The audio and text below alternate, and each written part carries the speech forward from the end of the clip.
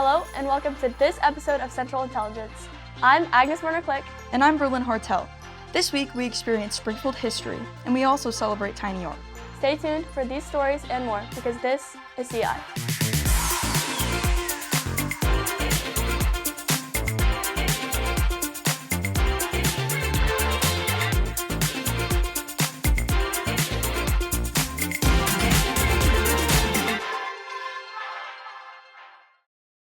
In a world where most businesses run on surveillance, a couple special local farm stands run on something different. Director Cicely Oakwind shows how Millsap and Brady Farms ask customers to take what they need and pay honestly, even when no one is watching.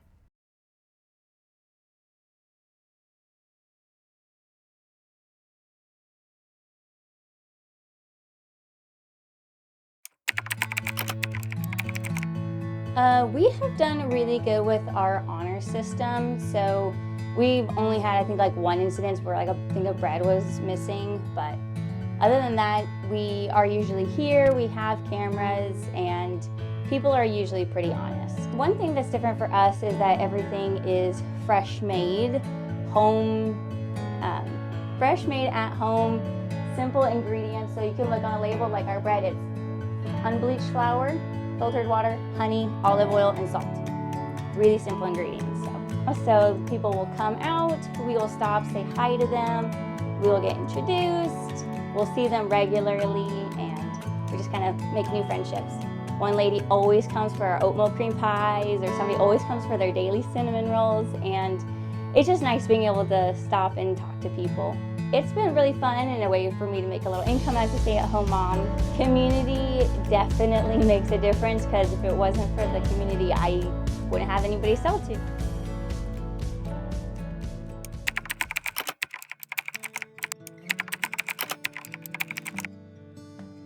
I work at Millsap Farms, and my job title is farm worker. To me personally, it is work. I get to eat and live and have an income. And it's also something that feeds my soul. The farm stand is pretty low maintenance. It does take some time to restock because the produce only lasts for 2 or 3 days. But yeah, it's nice for us because we have a lot of things to do and we can't afford the manpower to man a farm stand all the time. The way that we sell produce, that we get the greatest profit margin, because we aren't selling it through a farmer's market, we aren't selling it through a co-op, and so that produce that we sell from the farm stand, it's the same price for consumers, but it's really profitable to us. We track our inventory, not super closely, but closely enough that if it was an issue, we would know. And it hasn't been that much of an issue. We do a grocery subscription, and there are over, I think there's 225 members, and so they get grocery deliveries, and part of their participation in getting deliveries from our farm. And so throughout the year we have our CSA members coming out to the farm, and that's kind of the main way that we get to connect with our community. We have people who have been coming out to the farm for over a decade. Some of them came out to the farm yesterday to help us with the cleanup from the storm. Those relationships are just forged from having similar values and visions. I get to meet a lot of people from surprisingly all around the world, like Mamungo over there, he's from Congo. So yeah, it's just a place that draws a lot of different types of people, and we all kind of share our same commonality for our love for the earth and for caring for our bodies and creation. So yeah, I love plants, but I don't love plants as much as I love people. And so I love knowing that I get to do something that's bringing something beneficial to my community. Art is more than just creativity. It's a community that brings people together. Director Alyssa Shamblin takes us behind the scenes of ArtFest and who makes events like these special.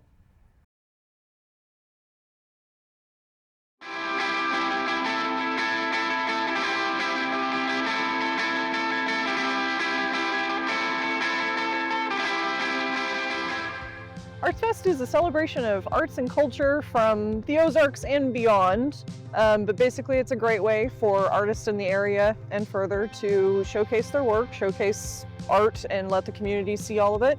And it's a good way for people to get out and see things that they wouldn't normally see.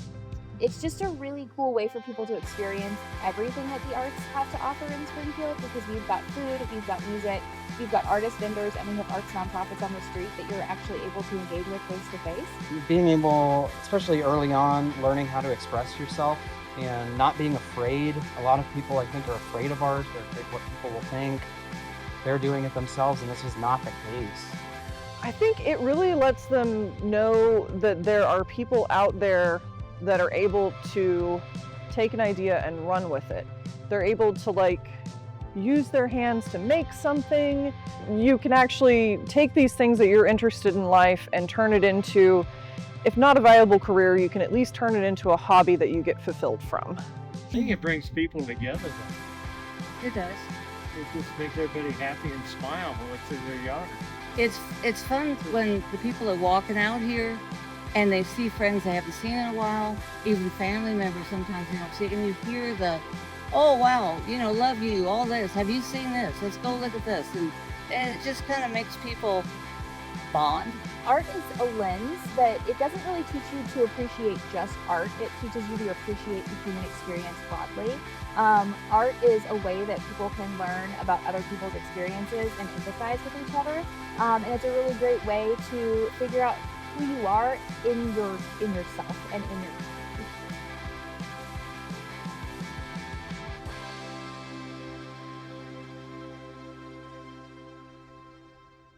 Route 66 is much more than a highway. It's an 100-year staple. From historic diners to roadside shops, this road transformed local businesses and put our town on the map. Join us as directors Victoria Lee and Ronald Tim show us the effects that Route 66 has on Springfield and its local businesses.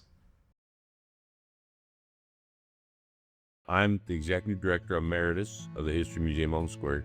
They're so excited. It's so many things going on, so many things all at once. It's going to be a big parade tonight. There's a dinner dance tomorrow night, a banquet, all kinds of things. It's just a lot of fun, a lot of celebration about something that we can be so proud of, that we were a part of, and we were one of the founding pieces of the puzzle that connected our country. I'm the owner of Brick and Mortar Coffee here in Springfield. Anytime you do road construction, there's going to be delays in people getting to work, and so there's always that temporary pain while the construction's happening, and then the hope is just that after that's done, that all of those improvements mean benefit to the business. We saw a pretty significant hit to foot traffic through the coffee shop side of things. That's kind of expected. You throw a big roadblock in somebody's normal routine, it takes them a minute to sort of readjust. Some of our regulars that we normally see aren't around. But I can also see the strategic view of it and if you're trying to create a reason for people to drive down your street, that's going to require investment and construction and advertising and things that I think the city is up to. Visit Springfield, these other organizations in town are pushing to try to drive more traffic to businesses along Route 66 here in Springfield. There's always a coordination problem when you're doing a big city-wide effort like this, where you have a whole bunch of different people who are involved in the project that have to coordinate their communication and then make sure that communication gets to us business owners. Initially, that communication didn't happen, and so that brought frustration for sure. City Utilities just sort of showed up one day and broke ground. And we were like, oh.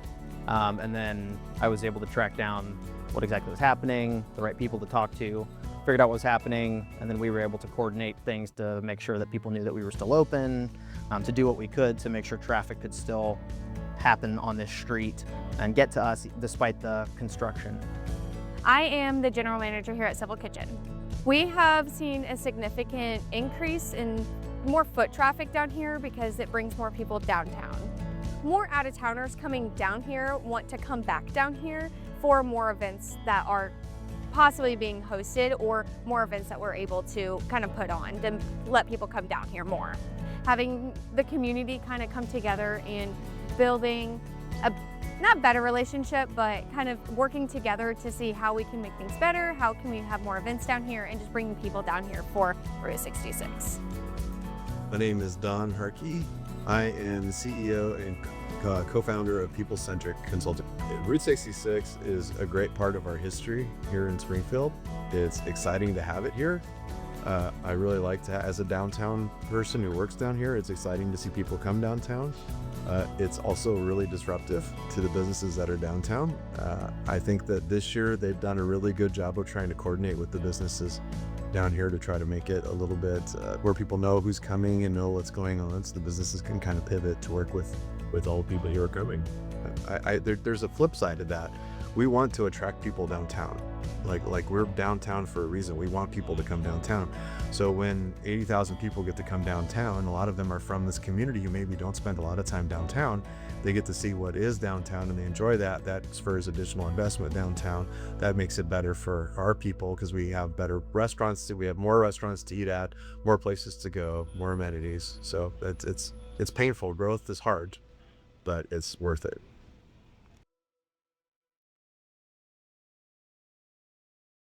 For 7 years, Central High has come together for the Mini Art Show, but unfortunately there may not be an 8th. Director Millie Hawkins walks us through the students' art as we check it out while we still can. They say all good things must come to an end. After 7 years of color, clay, and creativity, it's time for the final curtain call. Come walk the gallery one last time and meet the artists and teachers behind the work, and maybe even take a piece of history home with you. My favorite part of Mini Art is that every student participates that's in an art class, and it's a chance for the whole school to see all of their talent. I would say, like, just looking at all these people's arts, like, it's all grades. It's like from 6th graders to seniors, and they all have amazing art. It's really nice to see, honestly. I think the culture is really amazing. I love all the mini arts people have done, and I think everyone has an amazing talent of either art they make and all that. I think it's really great to be able to see it, especially a lot of people are like doing like Instagram tags and stuff, and then they like follow each other, and then they start building more of a community like outside of school, and they're like, oh, I know you, we do art, and then they can like make new friends and stuff. I love making the mini arts. It's so creative, and you have a lot of fun, and I really do love it. I love how everyone's art is so diverse, but also you can see that some people's art is like the same. So it shows that everyone's connected, but all in different ways. It is becoming quite a big task to put on to ourselves at the end of the year. And so, yeah, we've been deciding to do it or not do it in the future. There's not a hard decision yet, though, so it could still come back. Okay. I think at the end of the year, after we have gone through every part of the curriculum and everybody's doing testing and we've gone through all of those different sorts of things, it's a really great moment to like have some joy brought back into the process of being here in the building and down our hallway. And so I think that's what I like about it, is just all the joy that it brings, and the hallway gets full of people and they get to see all the art. And just like that, the final chapter is written. Thank you for 7 amazing years of art, community, and heart. We're leaving it all on the campus. Thank you for coming, and goodbye for now. Now we dive into one of Springfield's newest and most popular businesses, Big Baby Bagels. Director Beck Bauer takes a look at how hype culture affects new businesses and the effect it has on our community. Big Baby Bagels is the newest establishment in the Pickwick area, and people have been lining up every morning to get their bagels. But is this just hype culture, trend culture, or is this actually bringing the community together? Let's go get some bagels and find out.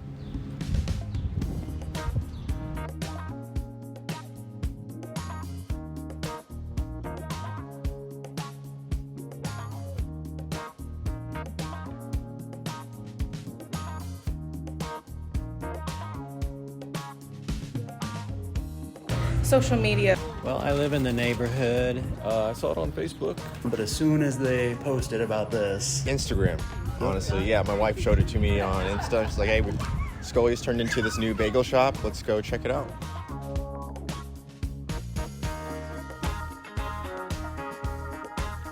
I like to think it's bringing it together. A lot of people are coming to this neighborhood. I think right now there is a lot of hype, especially whenever people see a line out the door.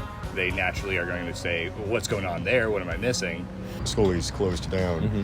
Did it feel like there wouldn't be sort of as much hype around a business coming in? I think so. I think they'd been a big part of the community, so I was happy to see that something came in quick and was able to make a big impact.